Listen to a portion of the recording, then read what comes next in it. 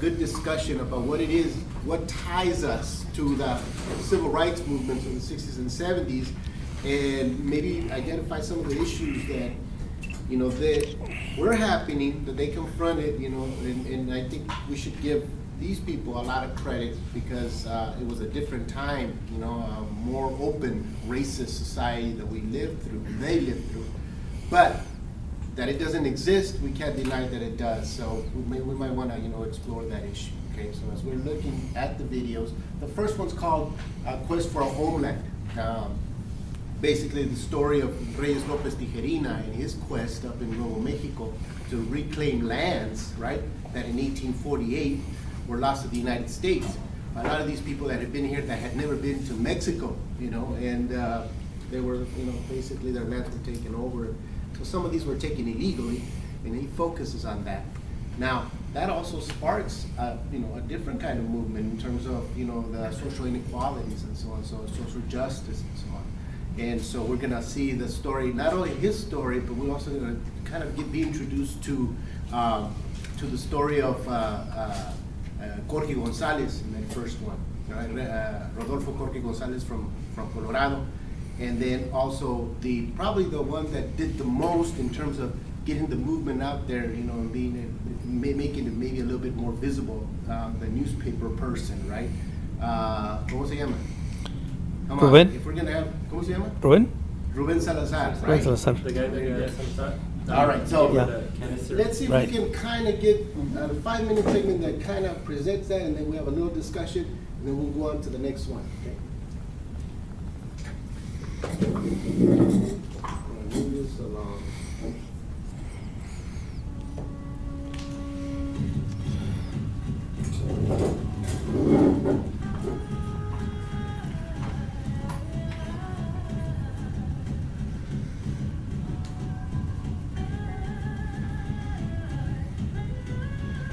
Constantino, can you make it bigger? Yes, Yeah. I'm just trying to get Oh, a spot so okay. we can see the only 5 minutes. All right. It's gonna take a while. You can skip the collage. Yeah, I'm trying to get to a point where we can see that 5 minute. Maybe here.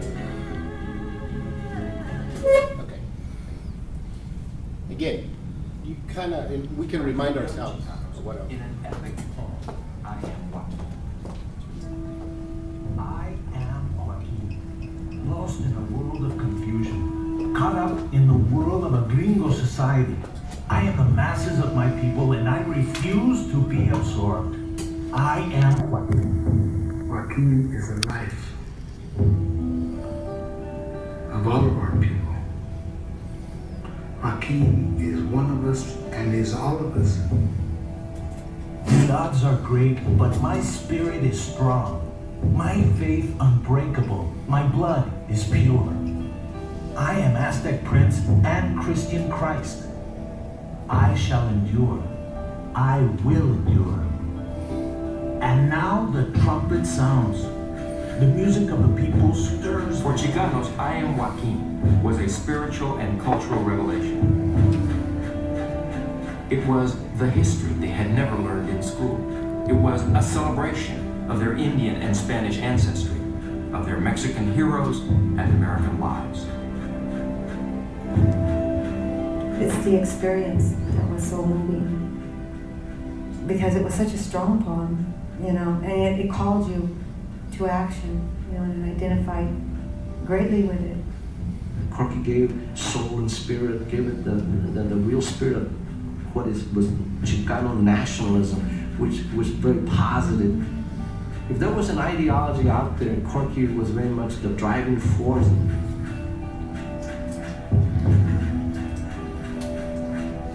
Once you teach a man who he is, and you give him pride in himself, you give him the spirit to stand up, there's no society that can exist.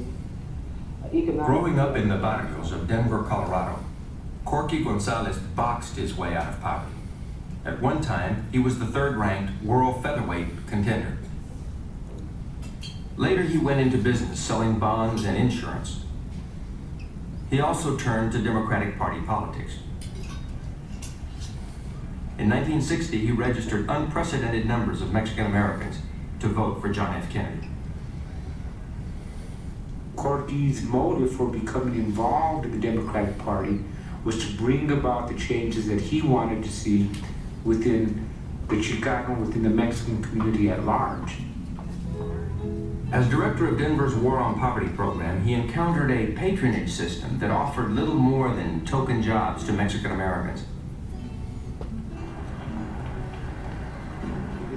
After a public feud with the Denver mayor, Gonzalez broke with the Democratic Party in 1966 and began a civil rights organization called the Crusade for Justice. He envisioned a Chicano enterprise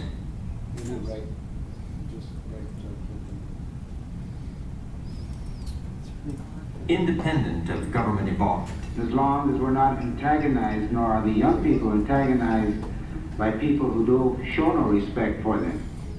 We as an organization, we're a nationalist organization, which means we put our priority on our community. We felt if Mexicans didn't stick up for Mexicans, no one else was going to. Sorry, our kids are just as smart as anybody else's kids, given the opportunities. And we wouldn't be fighting so hard if our parents before us would have done what we're doing for our children. And they say, well, this is the way it is, you have to accept it. We found out we don't have to accept it. And our kids are not going to. We're not going to settle for this for our kids. We're going to work with them and teach them our new way of life, which is our right. Corky was a hell of an organizer, you know. I mean, this is a guy who was really making things happen in Denver. I mean, there was a full-fledged community organization that was very sophisticated for its time, operating out of Denver, Colorado. And it was all centered around this guy called Corky Gonzalez, you know, who was one of us. Corky Gonzalez would soon gain national attention for Chicanos. We spend in the so-called war on poverty in America only about $53 for each person classified as poor. Dr. Martin Luther King had made great strides obtaining civil rights for black people. Now, he wanted to address poverty with a multiracial coalition. All right, King was sorry planning about a going a little people's bit more back, campaign but I in want Washington, to show a D.C. little bit during the of spring of Reyes. 1960. Tijerina's mission brought him face to face with northern New Mexico's district attorney, Alfonso Sanchez. At that point is where he started saying that the object of his... To the extent that we feel that to raise the culture and... Some who disagreed with Tijerina thought he was an opportunist, looking for personal power. That's just the way we will fight. What you're really saying, in effect, is that you own this land, you want everybody else to get off of it, or if they want to stay on it, to submit to your regulation. No, to the regulations of the town council, which are covered and protected by the Constitution of New Mexico, Article 2, Section 5, and by the Constitution of the United States, Article 12, Section 2, where it states that all the treaties made by the United States government are the supreme law of the land.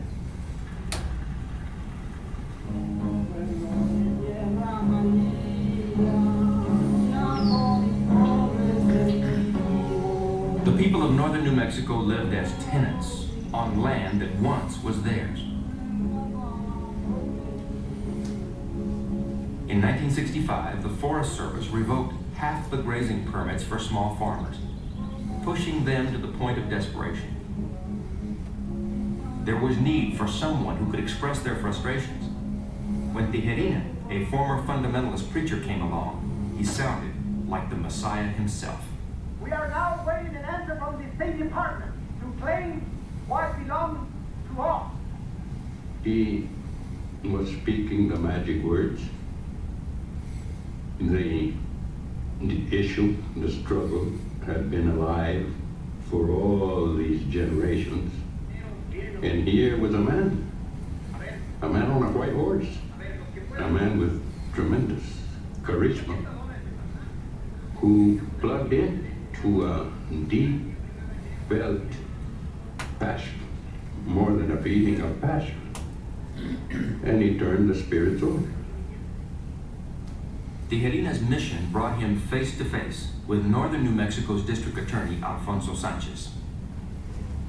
At that point is where he started saying that the object of his corporation was to take over properties that the Alianza claims belongs to them by force if necessary, blah, blah, blah. And I looked at him straight in the eye and I said, Reyes, if you intend to do what you tell me that this corporation is going to do, it is illegal. And right now I'm telling you that if you do what you say you're going to do, I'm the one that's going to stop you.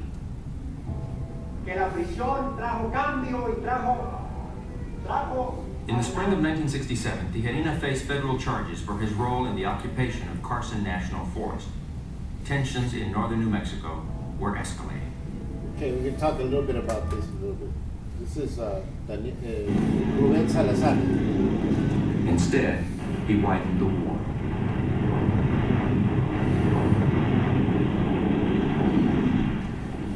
Opposition to Vietnam was taking hold in the Chicano community.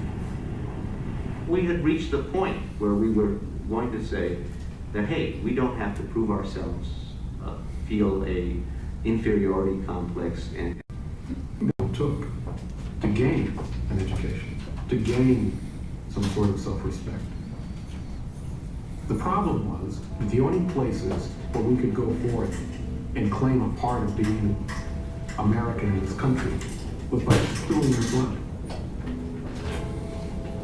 And the fatality rate is not consistent with the fact that we have so many inconsistencies as far as social problems here in Los Angeles, in our own nation, in our own country. If you were asked to risk to die for something, what is it you believe in, and what do you owe to that country? You know, why do you fight over there when not made battle over here right now? This is our land. This is our land. It's easy for the establishment to say, aren't we all the same? Aren't we all Americans? Well, obviously we're not. Otherwise we wouldn't be in the revolutionary process that we are now. What, in your estimation, is the most serious problem? Los Angeles Times columnist Rubén Salazar had been following the Chicano movement ever since the Denver Youth Conference. Chicanos, in turn, were coming to respect his frank commentary. And when he goes to the army, he goes to... Salazar now joined Chicanos in vocal opposition to the war. Many of us are quite grateful that I, for one, probably would never have gone to college if I had not been in the army, thanks to the GI Bill. But the fact remains that we seem to lose more of our people in Vietnam in proportion to the rest of the population. The Chicano Moratorium Committee was formed to build momentum against the war. Okay, we're gonna leave it at that so that we can get a sense. I know that if we've seen it, you know, it brings back memories, right, of all the other stuff that went on, and ultimately, you know that this segment, at least, it ends in the death of Salazar, right? And Dr. Pete Dimas, as a matter of fact, did a study for his, I think it was master's thesis, I have it at home, on, you know, what took place, right, before the death of Salazar, and how his relationship was with the police department. So that gives us more background even, so I, you know, suggest that if you can get a hold of that document, or I can, you know, provide it for you if you want to. It's very interesting in that, of course, this video doesn't go into it as much because it's a video after all. I don't know if you saw Latinos, American Latinos or Latino Americans, I was saying, right? The one that just came out, you know, last summer. Well, that doesn't address it either, you know. And it's interesting. No, wait a minute. I think, well, yeah, I don't know if it was a segment in Latino Americans or just the death of Rubén Salazar. But they tried to follow up on how this conspiracy was not really a conspiracy. It was just, you know, an accident, right? And of course, this video kind of, you know, addresses that a little bit more than even the Latino Americans on the other one. So I think that those stories are so interesting and so, I guess, educational. And that's, to me, that's the value of having these things, you know, for us to teach other students and you know, people in our community that frankly never saw that they probably grew up in those times and they never, thought about that. I know that when I was growing up, until I got to my graduate studies, I didn't know about this. I had not, you read novels, the canon's there, kind of, it's been kind of established, but not, to the extent that this brought it out. So I don't know, did you want to bring something up? She's from New Mexico, Colorado, so she can talk about Corky a little bit. Yeah, I wanted to let you know, when we saw the Corky section, I thought, oh, there's Luis Val, I know all these people. It's like, I know you. But I also wanted to share something that used to get me at that time. It happened with Martin Luther King. During Martin Luther King's time, do you remember another black man that was very prominent? What was his name? Malcolm X. And they were both two messages from the black community.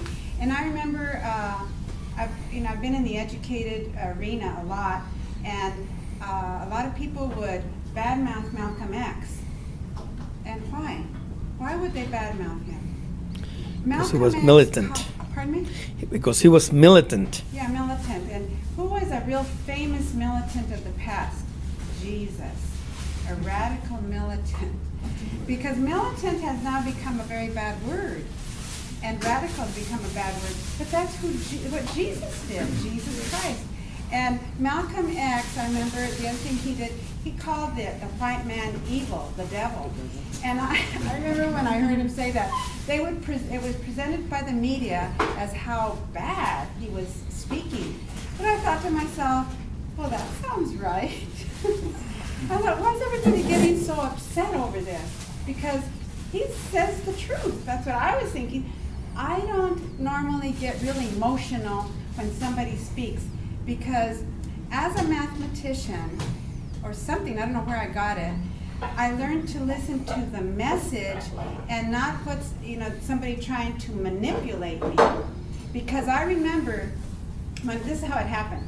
When I was younger, people would say, you're just a Mexican. And what would happen is it would instigate a fight. You could say that to somebody and they want to punch you, and they do punch you, and there's a big old fight broke out. And people would say that to me, and I would get mad. And then I thought, wait a minute, why am I getting mad? That's like saying you have brown hair. Yeah, I do. Or, I'm Mexican. Yes, I am. And then I realized I wasn't getting mad at the words. I was getting mad at the unspoken words. They were saying something ugly about me, but they used a beautiful word to do it, Mexican. And then I thought, well, that's a beautiful word. Why should I get mad at somebody saying, to me they were saying you're beautiful when they said you're Mexican. But before I thought about it, I heard it in a different way. I heard it as you're ugly. But then, there was that big movement during the black movement that says black is beautiful. And then so I thought, Mexican is beautiful. And you know what? Mexican is beautiful. Beautiful colors, beautiful language, beautiful music, beautiful people, beautiful words. Everything is beautiful. So when I taught at Scottsdale Community College, now get this, I was the only little brown speck in Scottsdale in the faculty ranks. But in class, people at that time when I was growing up, they tried to pass. Now trying to pass means you try not to show that you are who you are. But my mother was green-eyed, fair, and she never tried to pass. She made sure you knew she was Mexican, and she made sure we continued to think, don't forget where you came from. And so when I went to Scottsdale, I had that in me, because when I was small, my name is Cleopatria. When they would say my name in elementary school, because when they read the roll call, they read the name that's on there, they would say Cleopatra, and everybody laughed. And I always and it made me feel bad. And they were laughing because they thought that was too elegant a name for me to have. I should have a lesser name. And that's been the message I've gotten. I should have a white skin because this is a lesser skin. Everything was lesser about me, and I didn't like that. But so I lived through that in elementary school and high school, and they cut my name back to Cleo. And so when I graduated, I thought, no mas, because my mother had a 3rd grade education, and she was very proud of who she was, but she was always put down. We were always put down. So then I thought, you know what? My mother gave me that name, my mother and father. I'm going to honor them. That is my name. If you don't like it, it's too bad. This is my name. And I also insisted that it was pronounced correctly. What I found out is I wanted to buy a car. And you know what? Every salesman said my name right. And I thought, and I realized it wasn't that they can't pronounce my name. It was money, you know? Of course. So I thought, you know what? We're each worth a lot of money, so you pronounce my name correctly. And that's the message I always give to everybody. You make sure they're not that stupid. And when we allow them to change our name and then we follow it, Vigil and Gallegos, because that's what I went home telling my mother everybody's name was. And she said, no, Vigil, Gallegos. And then I argued with her and I thought, wait a minute. She's the one that speaks Spanish, you know, not the school. And so I honored my mother and everything. But when Corky came in, well, Malcolm X, I already told you that, when Corky came in, what happened was the educational community put him down. And I think it was because his message was so strong. And educators at that time were like the people from New Mexico that they want to be white. You know, they call themselves Hispanic, and everybody's there from Spain. And I'm thinking, how could that be? We're bordered with Mexico. But these are wannabe whites. And my mother taught me not to want to be anything but what I am, whatever I am. And so Corky was seen as radical by the education community. And I felt really bad because it seemed like the white people, once you became educated, and in my arena, it looked like you became white. You lost your passion for being who you are and you started to hide it. And I didn't like that. And so there we have another situation where I admired him. And I'm so proud of myself. I even went and taught at his school. So I thought I was, you know, I guess a real rebel. But I honored Corky Gonzalez. And so what happens here is you are each Corky Gonzalez. You know, you're going to go out and people are not going to have the same message as you. They're going to be a Malcolm X, or they're going to be a Martin Luther King, or they're going to be a Reyes Tijerina, or a Corky Gonzalez. But you know what? These are all powerful messages. And what I want us to do is not fight with each other. But if your compañera or your compañero has a different message, honor that message. Respect it and uphold it and build it up. Because we have to be like kamikaze, shoot everywhere. You know? And if you stop somebody from shooting, and this is shooting out the message, shooting down the lies, shooting however, then you stop our message.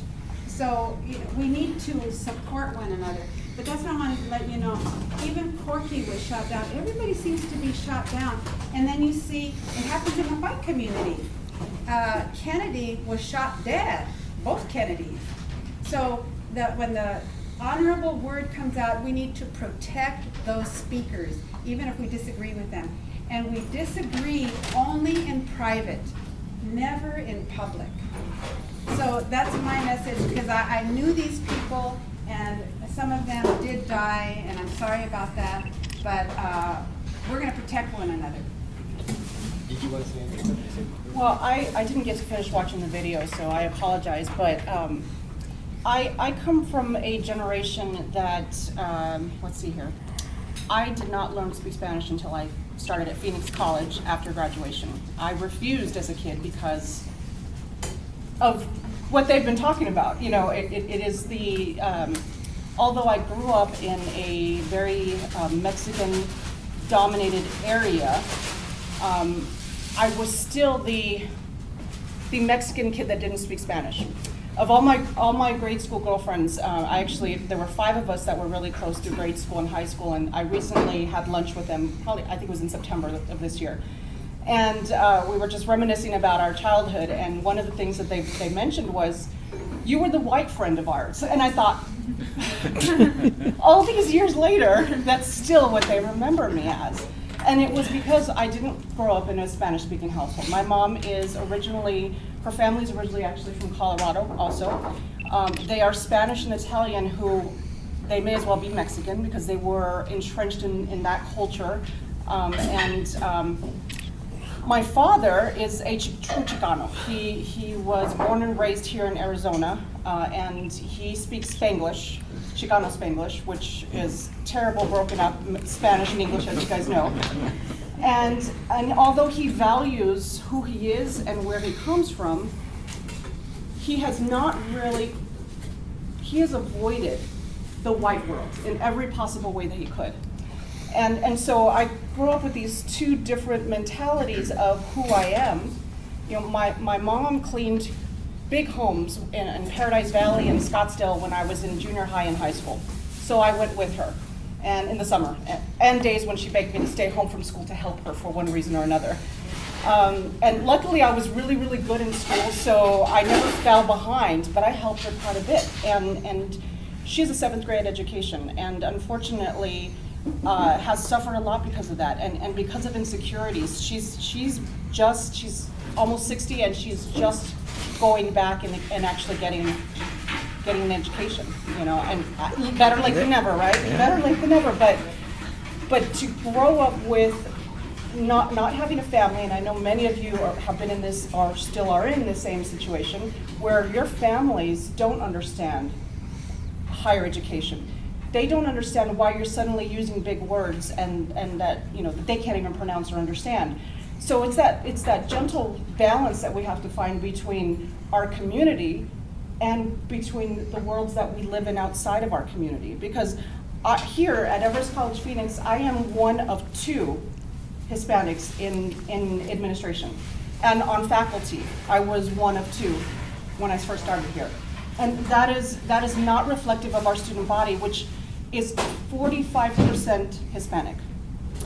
And so we have to figure out a way to fit in both worlds, right? And that's our big challenge. Our big challenge is to fit in both worlds without insulting, criticizing the other worlds, if that makes sense. You know, I hear Cleopatra, I don't see my skin color, I don't see your skin color. I think it's a moot point at this time in society. But it isn't completely. We know that. That's the truth. You know, we're still a different category. But I don't think that we have to view the world that way. I think that we have to put the blinders on, and whatever goals we have to reach, whether professionally or personally, you'd get there without recognizing what your skin color is. You push and you do what you reach your own potential, because no one can hold you back except yourself. That's my belief. We hold ourselves back, not the people, not the money. You guys will find the money. It'll come to you because of who you are and what you're doing, not because of your skin color, not because you don't have citizenship in this country, but because you have a goal and you have a purpose that you're pushing towards. And so you just keep doing what you're doing, and that's going to come, and it already is. You know that. It's not easy. You're struggling to get it, but you're going to get it. And so that's my take on it.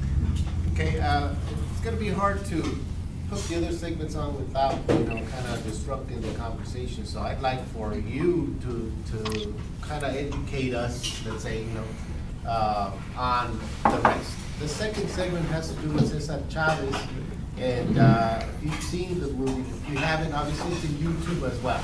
We're not going to miss it. I mean, we're going to miss a lot if I try to show you everything, and then we're not going to get anything. Really, the discussions are going to get going. At 11 o'clock, Dr. Alberto is going to talk to us, and maybe he'll dig deeper into the identity, who he is as a writer, a Chicano writer, growing up in Nogales and so on. And so we'll talk a little bit more about that when he does his presentation. But for now, those of you who have seen the video segments, again, the second one has to do with the Fighting the Fields. It has to do with Cesar Chavez. The third one has to do with the blowouts, the education, rights, the kids in East LA blowing out of schools. And so we can discuss that as well. The last one has to do with political power. La Raza Unida Party, the only party that has existed that represented truly los mexicanos, la raza y los Estados Unidos. So we can talk about those in general. But, what's your take, please? Whoever wants to, on the videos themselves, if they, have inspired you. Who's the major? Well, you know, Were you taking Chicano studies? Or Both of us. We're both of you. We Okay, haven't well, studied. then give us your take. We watched this movie before in class, and it gave me a very good understanding of who I am. And as Cleopatra was saying, I am proud of who I am. I'm trying to change my name. Since I got to the U.S., I've been called Gilbert, Gil, Silberto, and now I try to push for that. My name is Silberto, and I am proud of being Mexican, and I advocate for that. And we try to empower other students, other people, to be treated as they are. They're people like everybody else. Everyone, it doesn't matter how high they are in the political system. We're all people, and we are all in this together. That is something that they really highlight in the Chicano movement. I mean, I'm also taking the same class with Gilbert Chicano Studies with Mr. Bridgewater. I'm sure some of you guys know him. Something that really got to me is that until that class, I had never heard about Rodolfo Corky Gonzalez nor Tijerina. It never really struck me. I knew Cesar Chavez. I didn't know about Sal Castro on the East LA blowouts. It wasn't until these classes that it was really enlightening for me. So at the same time, it's Tucson Unified District getting rid of a lot of the books by Mr. Rosales and some others. So I was just, that's my take on it. what about some of the other generations? Ralph. Oh. Well, let me just share with you a little bit of what this lovely young lady over here was talking to you about growing up. See, I'm gonna have to tell you how old I am because so you'll know where I'm coming from. I was born in 1941 in Waco, Texas, and as a result, at home we spoke Spanish all the time. I started school in the first grade, and I was speaking Spanish to my very good friend. And my first grade teacher over there just chastised severely. Matter of fact, she even took the ruler to us, saying, no, English. Well, I went home and told my parents about it, and they made a decision. Okay, so English is the language that you're going to have to use to be successful in communicating with the country. So anyway, they opted to speak English to us, and then as a result, as I grew up, I picked up Spanish mucho. It was like, like just Spanglish or whatever you want to call it. Just todo mucho. And then I didn't. As I grew older, I'm now an adult, right? But basically, that was a collateral duty, and I was asked primarily because Martinez, right? And I said, oh man, that's kind of tough. That's a tough decision for me because I wrestled with it. And I said, well, what are the duties? They said, well, the purpose of the program is to go into the Hispanic community and to seek qualified, not just Hispanic, but qualified Hispanics that are interested in seeking employment in the federal government. I said, oh my God, I said, I got to go in the Hispanic community and I don't speak Spanish. It was quite a... It was that Chicano conundrum, brother. Yeah, exactly. Thank you. And so anyway, I said, okay. Well, the first meeting we had, I think we met, and then it became the Arizona Hispanic Community Forum. No, not that one, but it was an image, that had a lot of those collateral duties people that were federal employees. So we got together, and that was a kind of a group. So we would meet, and I had been thinking, oh my gosh, I said, we're going to meet all these guys, they're going to be Latino, they're going to be talking to me in Spanish, they're going to want me to respond in Spanish. Oh man, I was wrestling with that. Hubieras tomado cursos donde... Yeah. I got there and found out that a lot of them were kind of like me, they spoke English. I said, oh, wait a minute. These guys speak English, So me cayó sorpresa, And so there I am, and so we got along really well. We started talking. We would share a lot of ideas on how to go out in the community, how to talk to people. We had conferences, you know, and try to bring in people that would be interested in working for the government. Oh, by the by, backing up just a little bit, I know when we came here in 1958. I started Phoenix Union High School. You know, there was some pretty bad Latinos in that school too, because they were from the barrio, you know, and all that good stuff. So I'm going to school there. The first guy I encountered, you know, he started talking to me in Spanish, and I answered him in English, y pues luego me quería matar. I said, no, man, wait a minute. Let me, you know, they didn't give me time to explain. Then they just kind of blew me off, and I walked away unscathed, physically. But so that was kind of the way it was. Well, as years went on, I guess in my 40s, I had this feeling. I always had this feeling, you know, I'm not white and I'm not Mexican. What am I? You know, and it started bothering me. And then, because when I would go, I'd listen to the music. I'd watch the dance, los folclóricos, you know, la música mexicana. Oh, me encanta mucho la música del mariachi. And then when I hear that, something within me would well up. You know, I was thinking, what is this? You know, and then all of a sudden, I decided, you know what? I'm a Mexican.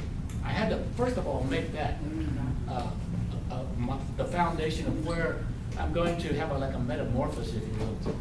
And then, so there I am. I said, what can I do? So I started immersing myself in Spanish radio, television, talking with people, forcing myself into man's conversation so I could hear the language. It's still within me. It was in my blood. It was in my heart, you know, and that's what would well up in me. It was the Latino spirit, the Mexican spirit in my very being.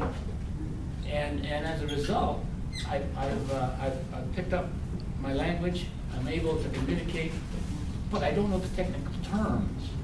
But I can communicate to effectively where I can go. Matter of fact, we went to Puerto Vallarta, and I was you know, going through the shops and stuff like that. I was speaking to the people, and this lady asked me, she said, where are you from? And I told her, you know, I was from Texas.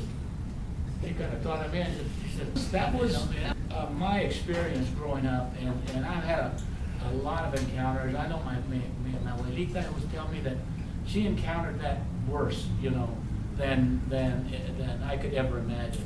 She was refused service, and you know, when she and not English, not English. So they would put her on a bus, y ahí viene para Waco. Y cuando paraba el bus, they start going in to get something to eat, ¿verdad? Y they refused her. She couldn't eat. This is an old lady, you know what I mean? She's me dio mucho coraje. And anyway, so I'm learning from all this. So when I'm watching this, it sort of wells something up in me. You know, I almost sometimes bring me to tears because I see the injustices that my people, and it's my people, my Mexicana, you know, Mexicano, what they have experienced over the many generations, you know, how that we have been trampled on, we've been abused, we've been called everything except people with our own culture.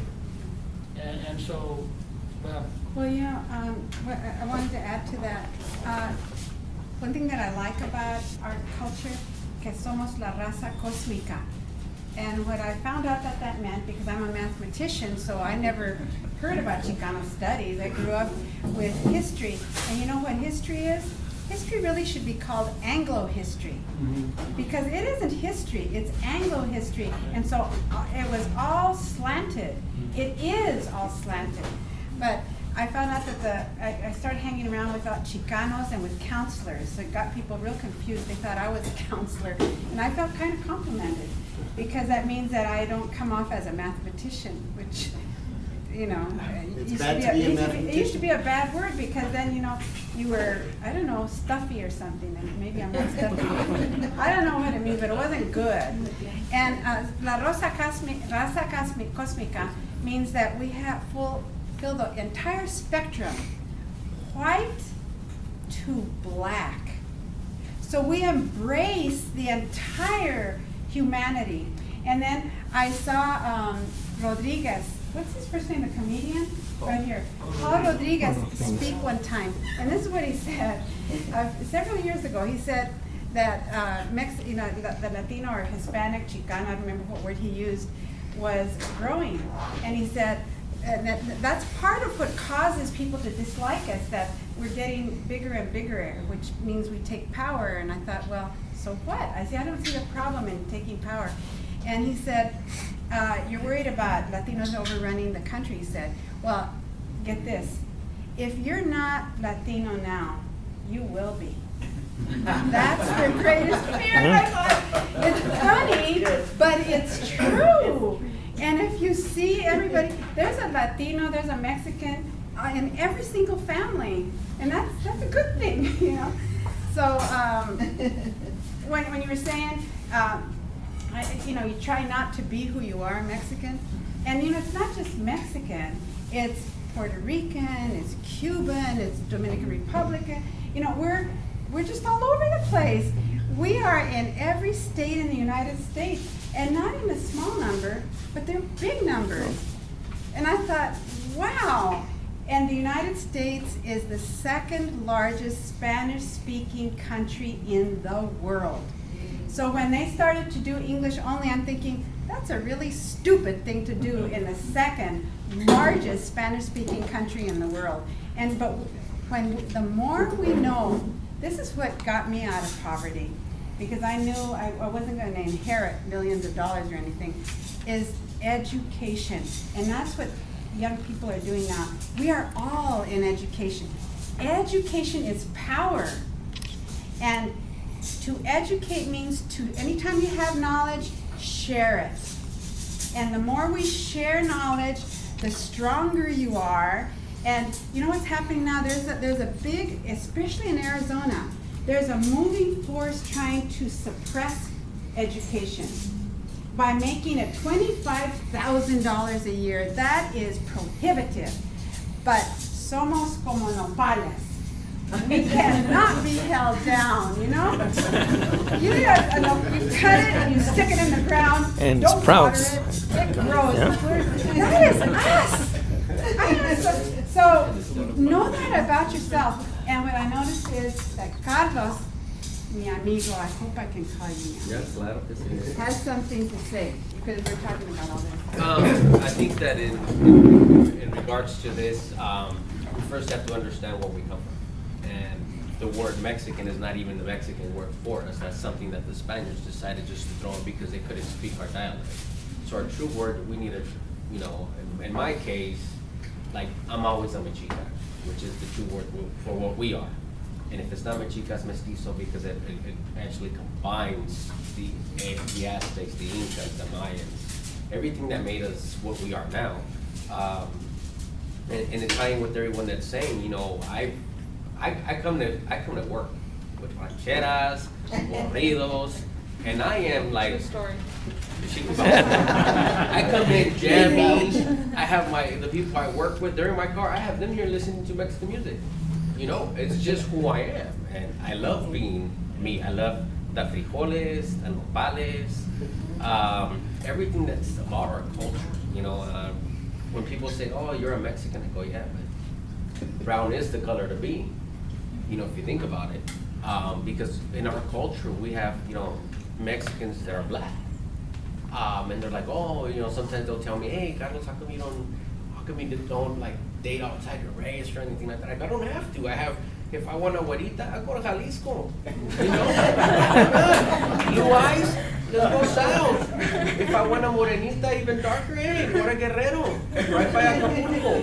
If I want somebody that's more the Spaniard, vámonos a Argentina. That's still within us. All of the stuff that we have, whether it be from Canada all the way down to South America, there's a part of us in everything. The accordion, the Germans, we're one of the proficients, or the better users of the accordion. Ramon Ayala, for example, everybody that comes into play, but we picked up everything, and that's what our culture does. We pick up something and make it better. when you think of the Mexican word or Mexica, what do you think of when it's positive? Low riders, you know, you think about good comedians, you think about the food, which is always a plus. But then when you talk about, you know, the same culture and you go in a negative aspect, you know, and I was telling certain people this, the cholos, you know, we take over, we're like roaches, we take over neighborhoods. We wouldn't have to take over neighborhoods if we wouldn't be treated, if we would just be treated fair, we wouldn't have to go that, we wouldn't have gangs. And most of the gangs and everything started was because it was the injustice of the society around us that forced us to become something in order for people to understand that, hey, we're here. And a lot of people say that in order for people to understand who you are, you have to strike fear. But before you strike fear, you get the repression, the suppression behaviors from society. And it's until you understand that you're actually gonna be like, I understand why it is that, you know, everybody formed, you know, the cartels in Mexico because of probably the way the government is, it suppresses everybody out there. You know, I'm not saying that what they do is positive, but they help out more than the government in some cases. We have the pros and cons to that too. And then, you know, you have gangs here, because I grew up in LA, so, you know, I grew up in some of the worst barrios in LA and I love it. Until I came to the States. I do, because I could go to one barrio, hey, you know, it didn't matter, you know, when it came down to things being hard, everybody stuck together. It didn't matter if you were blue, red, 13 or 14, it's for the cause. And when I came out here, and it's just like, I was scared, to be honest, when I first moved out here, because my neighbor was like, hello, I was like, no. Like, I was like, what do you want, you know? Like, no, I'm serious, that's the first I've like, what do you want from me, you know? Because I'm not used to that, like, hello, good morning. And then finally, you know, I got used to it, and then, but when it came to our gente, like, I noticed the racial tension between Chicano and Mexican. And I didn't understand it. I was like, why? The Chicanos were saying that the Mexicans are coming over and taking the jobs, bringing the wages down. And I'm just like, but you're not doing anything. You're collecting unemployment.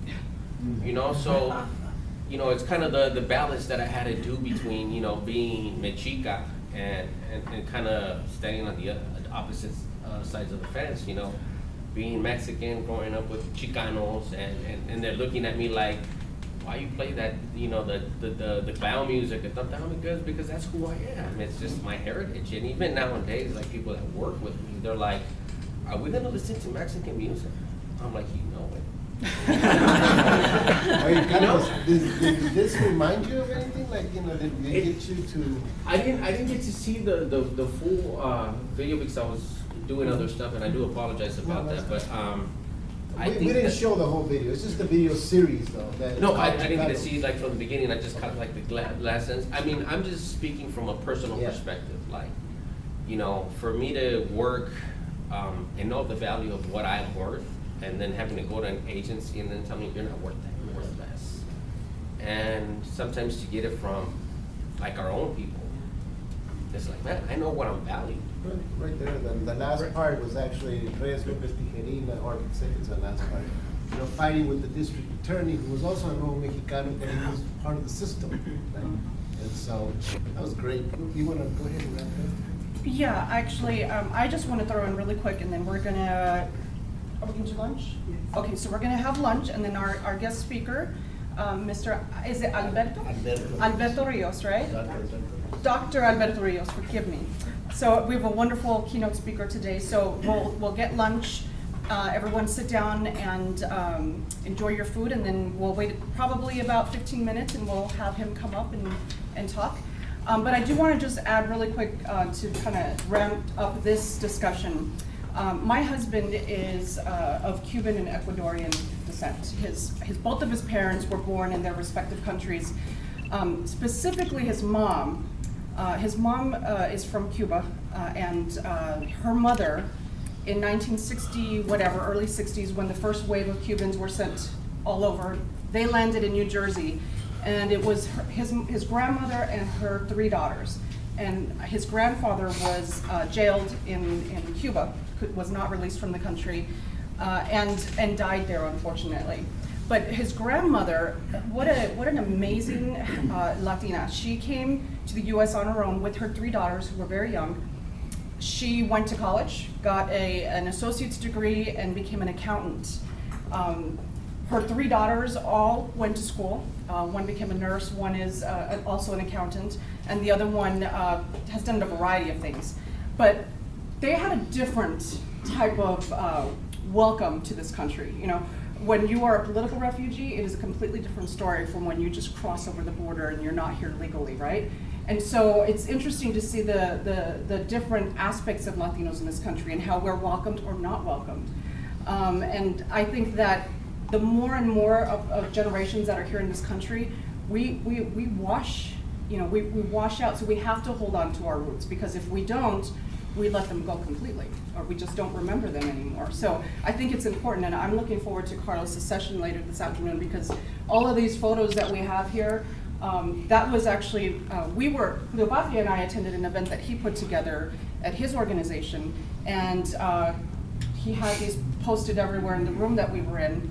And I remember Cleopatra walking around and just reading almost every single one of them.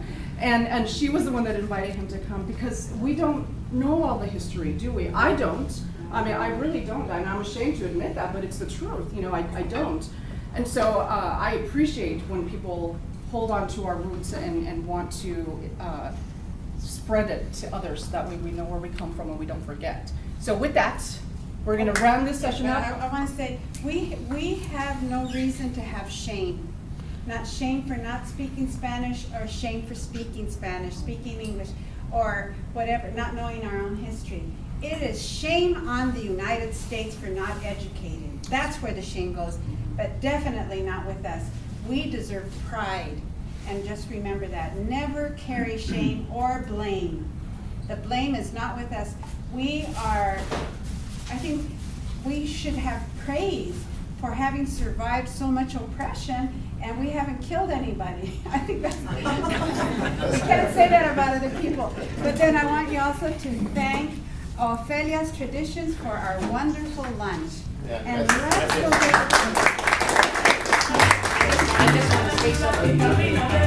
Mi mamá tenía 92 años. Do you all speak Spanish? Mi mamá tenía 92 años cuando murió este año, pero todo el tiempo nos decía, andábamos ahí que entre la plebe, ¿verdad? Porque el español era mi primer idioma, y cuando fui a la escuela tenía que aprender el inglés, ¿verdad? Y veníamos de allá de la escuela y hablábamos puro inglés. Mi mamá decía, están hablando chino, no los entiendo. Y luego nos decían, tienen el nopal en la cara y todavía se creen, o todavía, he make that comment, que tenemos el nopal en la cara, no pueden negar quién somos. By the way, So I've got a chicharrón right here in your chair. Ophelia just retired, but she's always been part of AACHE. Hey, Ophelia. Yeah, I started out at Mesa High at 17, and I was part of AACHE there, Mecha, and then went on to Mesa College and on to the university. Anyway, por favor, síganse. Wow. See, this is right up your alley.